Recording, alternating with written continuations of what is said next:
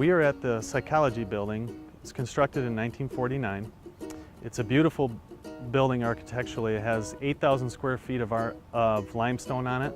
And you can see behind me the carvings in the limestone at the entrances. Limestone is a porous material, so there's been a lot of organic deposits and things. The limestone turns black. Around the windows, some of the limestone is green from water running off the old solar screens that were on the building. Landscape services and maintenance services teamed up to see what we can do to clean the limestone on this building. We've been power washing the limestone.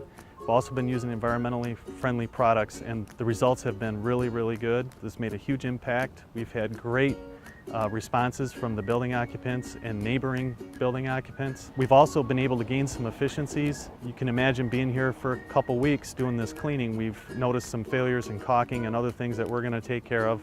Grounds, we've cleaned some storm drains, which has been a good thing. So we found some things that we were able to kind of optimize our time here as well. So we're real excited about it.